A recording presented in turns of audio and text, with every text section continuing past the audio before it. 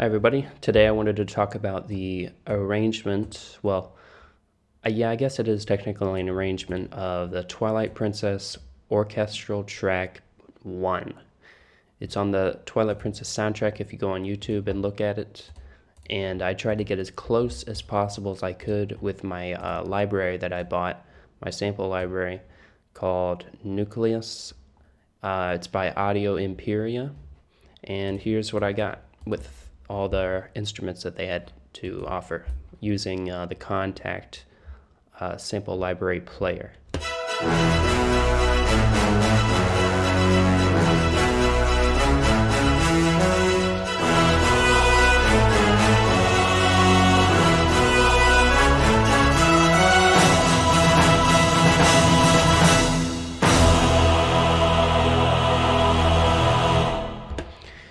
Okay, so one thing you might notice if you are very familiar with the original is I have a lot more players playing, and the mic setup is not as ambient. What that means is, let's say I just take this. That's a tuba. You can hear it sounds really far away from the microphone, whereas in the original song they have it much closer, so it's a much more intimate sounding orchestra if you listen to the original. But let's go into so I didn't have the sheet music or the score sheet for this, so I just kind of went off of ear and memory. So I put in a tuba because that's the most prominent thing that I heard in the original song.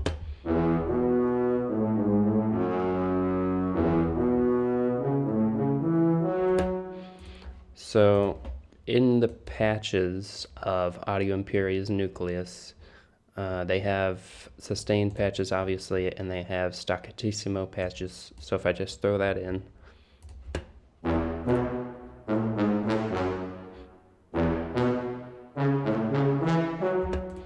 and they have that for a lot of the instruments, most of the instruments. So let's go on to the next thing, and this.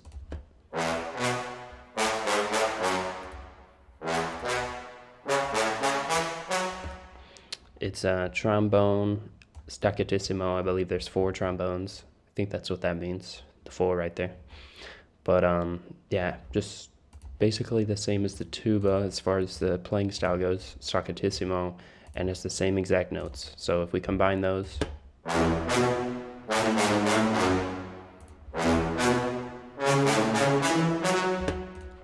Now you might have noticed they're off a little bit. And sometimes I need to go in here and change this, which is the start time of the sample. So you'll notice it was a little better that time. But what the start time does is basically, if I hit a note and then I decrease the start time.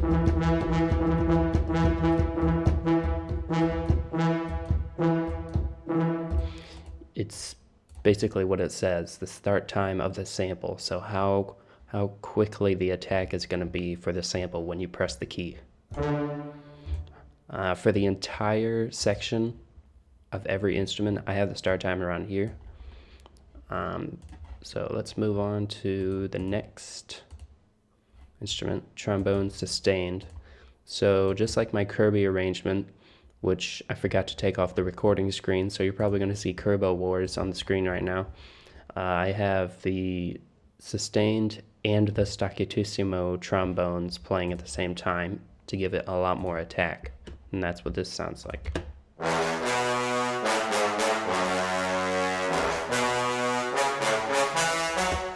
Whereas if I just had the sustains, doesn't have that attack, you know. So the next is going to be, okay, we're getting into the strings now. This would be cello section.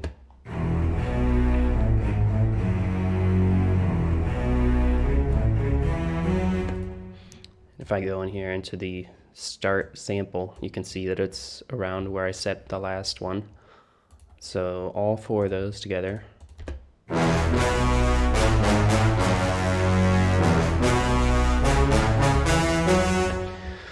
So up until now, I've just been showing you the melody. This is the basic melody of the track. So now we're getting into the accompaniment, and the next most noticeable thing that I heard in the arrangement was this string chord. What's it called? It's when you repeat a phrase over and over. I guess you could just call it a chord. It's just repeating. There's a certain ostinato. So yeah, this might be staccatissimo. Okay, spiccato, which, to be honest, I'm not sure the difference between spiccato and staccatissimo when it comes to strings, but that's what I have the setting for, and you can see the sample start is similar to the others too. So let's hear those together.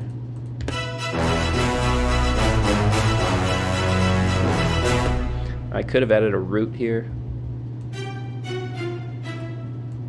but I felt that I got the most out of what I wanted by just using the 2 notes instead of a 3-note chord. So next is flute trills. I have those doubled on the octave because I felt it added more presence to the flutes when you play them with the rest of the orchestra. Next, these are probably not the notes in the original that they're playing, but I heard some sort of arpeggiated woodwind instrument in the original. I couldn't quite pin what the instrument was. Could have been an oboe or bassoon, but I added that in there. So the trills with the arpeggios.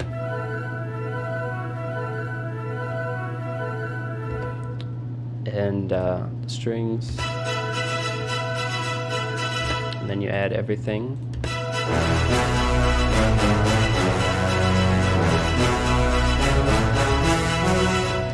Now going on to the next section, there's trumpets added. So those are not trumpets. There's a choirs doubled up on an octave of the melody line. So, by the way, the choirs of Audio Imperia Nucleus, they're okay. They don't go especially low, and they don't go especially high. They're just okay. So you almost have to think about what you're gonna write before you're gonna write it with these choir patches, because it's a very limited range, in my opinion. But what they do have there is pretty good.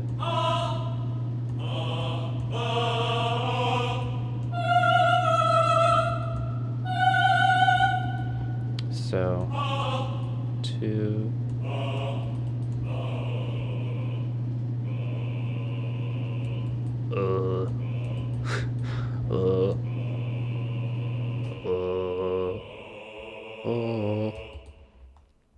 Yeah, you get about a 3.5 octave range with the choir, which isn't bad, but I don't know. Just thought I'd mention it. Next, we have the trumpets I was talking about. They're just playing the melody line. Everything is playing the melody line.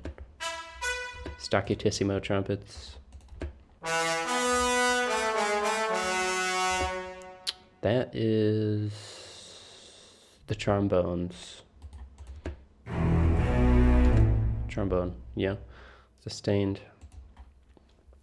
So then this next part.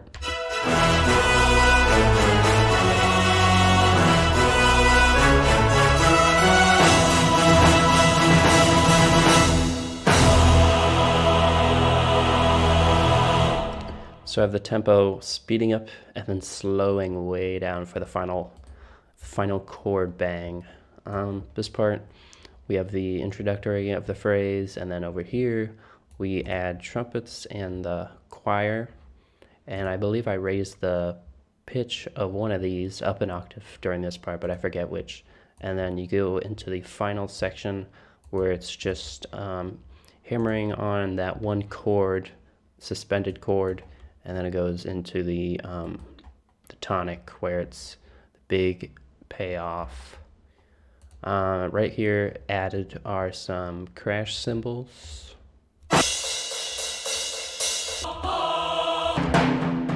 Some timpanis, which were not in any of this section.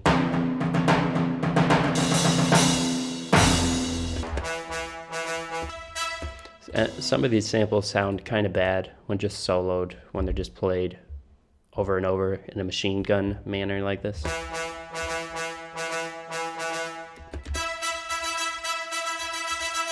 Those sound decent. That sounds abysmal.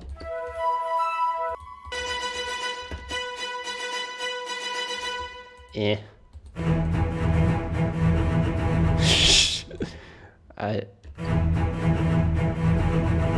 That's a mess. That one sounds alright. That one sounds alright. So there's like 2 or 3 bad apples, but together they sound pretty decent.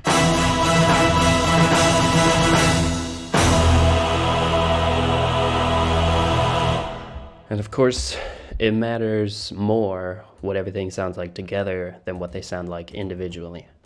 That goes for mixing as well. So if you are humming into an instrument and you're like, oh, that would sound so much better with some more low end. The second you throw in there with the others, it's going to sound completely different. So it's best to just listen to what the whole of everything sounds like. And it's often a good practice to, if you are EQing something, to play every instrument and EQ that instrument that you're working on while you hear everything in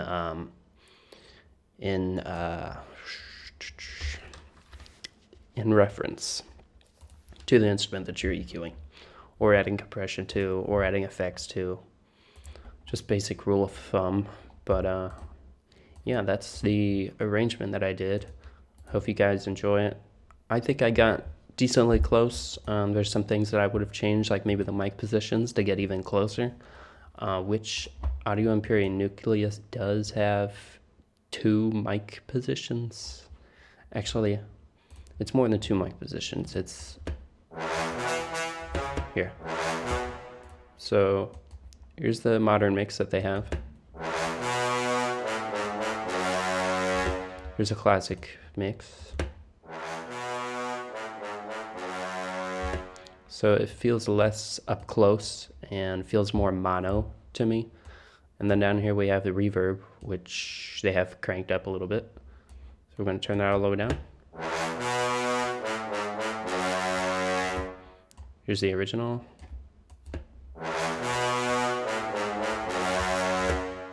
Let's see what all sounds like.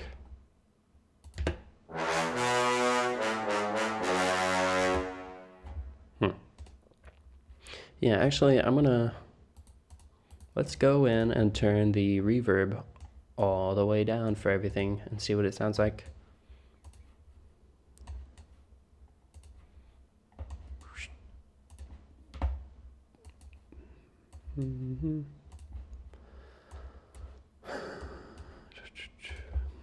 I'm in a new apartment, by the way, and there's a giant heater behind me that turns on every once in a while, so I apologize if that was too loud. This is the first time I've recorded in this room, so hopefully you can still hear my voice clearly through everything. And we're almost done. What is that? Oh, it's a drum crash. Oh, by the way, this sample library has no harp.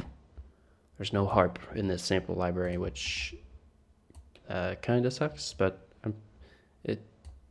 it's whatever. It's a good beginner sample library. Anyway, here's the arrangement with no reverb. I have not heard this.